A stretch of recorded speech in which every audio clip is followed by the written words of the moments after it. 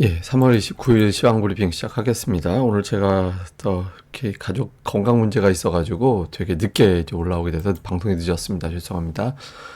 삼성전자가 주도하는 장세. 근데 이제 특정 종목 대형주 원투펀치가 올라가다 보니까 다른 종목은 수급을 빼앗기는 그런 형태가 만들어지게 됐죠. 그래서 삼성전자 또 관련된 종목군들 이외에는 좀 재미없는 그런 형태가 만들어졌고, 삼성전자 강세 보이면서 이제 반도체 종목군들 올라가는 종목군들이 좀 달라졌습니다. 기존에는 SK하이닉스, HBM 이런 종목군들이 올라가다가 전통의 어떤 소부장 이런 종목군들 쪽으로 좀 돌아가면서 움직이는 그런 장으로 좀 성격이 바뀌었고요.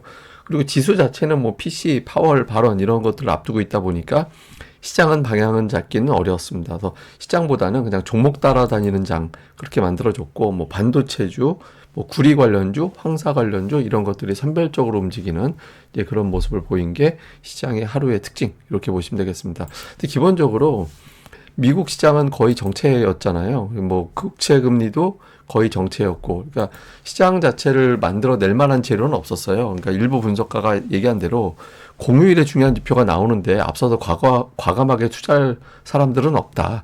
그러니까 지수 자체는 의미 있게 어떤 올라가거나 내려가거나 이럴 만한 날은 아니었거든요. 그래서 뭐 오늘은 철저하게 어떤 종목들별로 이제 변화가 나올 수밖에 없는데, 근데 이제 삼성전자가 최근에 이제 움직임이 나오기 시작했죠. 그러니까 삼성전자는 제가 뭐 계속 말씀을 드렸지만 이건 이 방송에서 한 5번 이상 말씀드린 것 같아요. 그러니까 전통적으로 이제 한 번 상승하고 끝나지 않는다. 하락하고 나서 상승 전환하면 이제 언제든지 어쨌든 삼성전자는 2년 차에도 올라가기 때문에 그러니까 최소한 두 자릿수 이상의 상승률을 보일 가능성이 매우 높다. 통계적으로만 보면 이제 그 말씀을 드렸죠. 근데 어쨌든 그 시점이 지금이 된 것 같아요. 그러니까 지금이 되면서 삼성전자가 이제 힘을 내는 그런 모습을 보였고, 삼성전자가 움직이다 보니까 눌려있던 종목군들이 살아나야겠는데 이런 이제 투자들의 판단이 있었던 거죠. 그러니까 코스닥 같은 경우도 자금이 쏠리는 거예요. 그러니까 기존에 이제 코스닥 반도체 그러면 뭐 PSK 홀딩스 아니면 뭐 인텍플러스, STI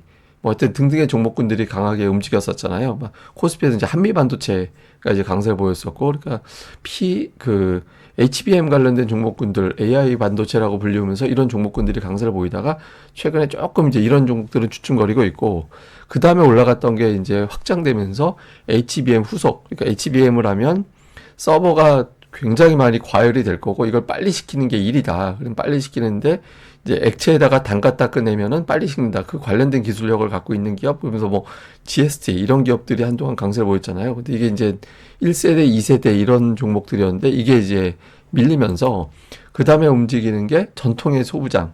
그러니까 삼성전자 못 가면서 같이 못 갔던 종목군들 중에서 뭐 원익 IPS, 뭐 최근에 뭐 DI, 뭐 하여튼 등등의 유진테크, 뭐 이런 류의 어떤 기업들 있잖아요. 원익 QNC 등등의 어떤 기업들이 이제 강세를 보이면서 반도체 내에서 이제 친하이닉스, 뭐 HBM 이런 종목군들이 움직이다가 원익 IPS로. 근데 이제 문제는 이 안에서 자금이 계속 도는 거예요.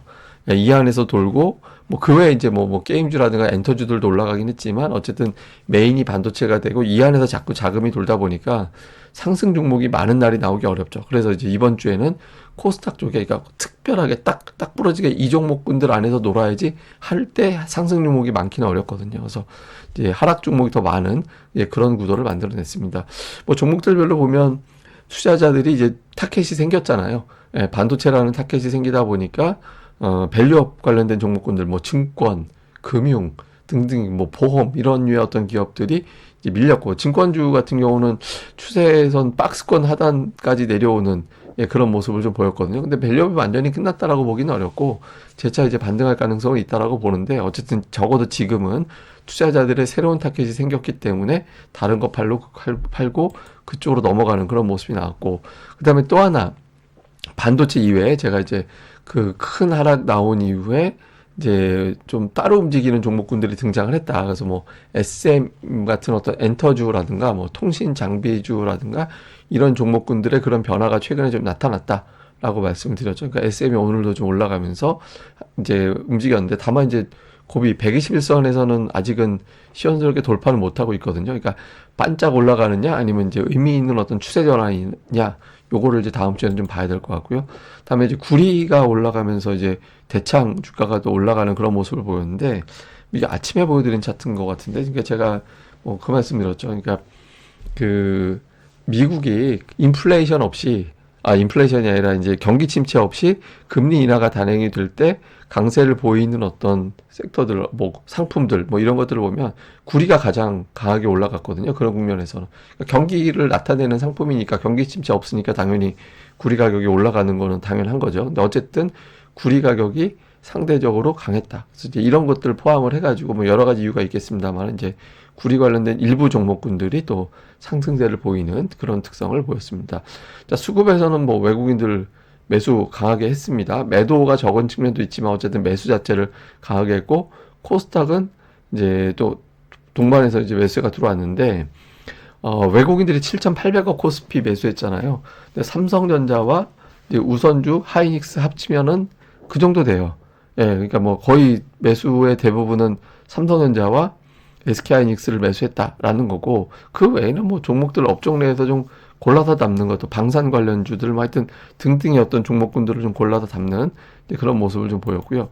다음에 기관 투자자들도 역시 삼성전자가 그러니까 매도를 하면서도 삼성전자하고 하이닉스는 붙들고 있었거든요.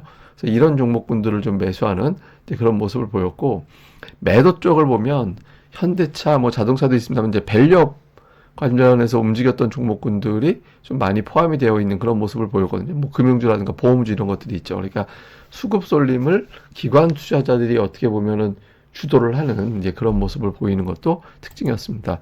코스닥 쪽에서는 매수 1, 2위가 반도체가 돼 있는 날이 별로 없는데 어쨌든 1, 2위가 반도체가 됐죠. 그다음에 이제 재룡전기가 그 다음으로 올라가고 그러니까 이게 이제 연결고리가 이렇게 될 수도 있어요. 그러니까 반도체 AI 반도체는 굉장히 많은 전력을 필요로 하거든요. 그래서 이게 이제 전력을 필요로 한다면 나중에 이게 혹시 발전까지 가게 되는지 뭐 원자력이라든가 태양광이라든가 이런 쪽까지 연결고리가 만들어지게 되는지 이 부분도 주목해 볼 필요는 있습니다. 그러니까 매도 쪽도 이제 뭐 반도체가 없진 않은데 뭐 워낙 대규모로 매수한 종목군들이 두 종목을 1,000억 가까이 매수했잖아요. 좀 의미 있어 보이고 그다음에 기관 투자자들은 이제 2차 전지를 팔고 3천당 제약이 이제 대단히 강한 모습을 보였는데 그 아랫단으로는 이제 또 쭉 하고 이제 반도체, 그다음에 JYP 같은 뭐 엔터주가 또 들어가 있습니다. 그러니까 엔터주, 반도체, 요게 오늘 기관 투자자들의 매수의 특징, 뭐 이렇게 이제 보면은 될 것 같습니다. 자, 이제 시장을 좀 정리해 보면 PC가 나왔습니다. 이거 사실 마감하고 직후에 올렸으면 PC를 못 보고 올리는 건데 PC는 예상치 부합을 했고요. 삼성전자 강세장이 예전부터 그런 건 있죠. 그러니까 삼성전자만 올라가는 장은 시장에 별로 안 좋다. 근데 이제 삼성전자가 올라갈 때 앞서 보여드렸습니다만은 올라가는 반도체주의 성향이 달라지게 되거든요. 오히려 이제 그런 부분들을 좀 활용해 볼 필요는 있죠. 그리고 삼성전자가 맨날 뭐 독주하는 것 같이 보이지만 꼭 그렇지는 않습니다. 또 이제 돌아오는 이제 삼성전자 잠정 실적 나오잖아요.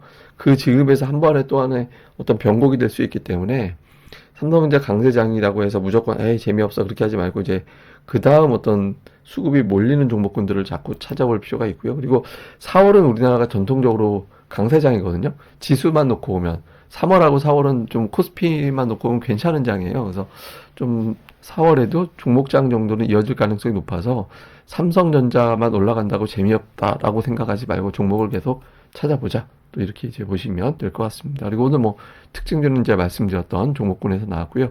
그리고 이제 방송하는 전에 그 미국의 PC가 나왔어요. 그래서 PC 지표 나온 거 보면은 뭐 헤드라인하고 이제 근원 전부 다 예상치에 부합하는 그런 결과가 나왔거든요. 그래서 이건 다행스럽게도 미국의 이제 물가 지표가 뭐 가장 중요한 그때 PPI 가지고 되게 놀랐는데 그러니까 생산자 물가 지수는 그렇게 중요하게 보고는 지표도 사실은 아니에요. 그러니까 안 중요하다라는 게 아니라 PC가 제일 중요하고 그다음에 CPI고 그다음에 PPI거든요. 그러니까 개인 소비 지출 물가 이게 제가 여러 번 개념을 설명드렸잖아요. 사람들은 보통은 뭐 사과가 2배 오르고 귤이 2배 올랐어. 물가가 2배 올랐어. 그러니까 이렇게 생각을 하지만 예를 들어서 이럴 때도 있잖아요. 사과는 2배 올랐는데 귤은 10%밖에 안 올랐다. 그럼 사람들은 사과도 똑같이 사 먹고 귤도 똑같이 사 먹는 게 아니라 사과를 안 사 먹고 귤을 사 먹잖아요. 찍는 걸. 이런 거를 계산하는 게 PC거든요. 그러니까 이제 요 PC 지표가 실질적으로 미국의 물가를 가리키는 거기 때문에 연준은 이거를 봅니다. 근데 이 데이터는 그렇게 문제가 되지는 않아서 아직까지 뭐 인플레이션에 대한 공포, 뭐 금리 인하 횟수의 큰 조정, 뭐 이럴 가능성은 그렇게 높지 않다. 이렇게 보면 될 것 같고요. 요 내용은 제가 토요일 방송에서 내용을 다시 꼼꼼하게 설명드리도록 하겠습니다. 아이고, 제가 오늘 15시간 만에 복귀를 했습니다. 15시간 만에. 어쨌든, 하루, 한 주 고생 많이 하셨고요. 저는 다음 방송에서 뵙겠습니다. 이 방송 좋아요와 구독하기도 꼭 부탁드립니다. 감사합니다.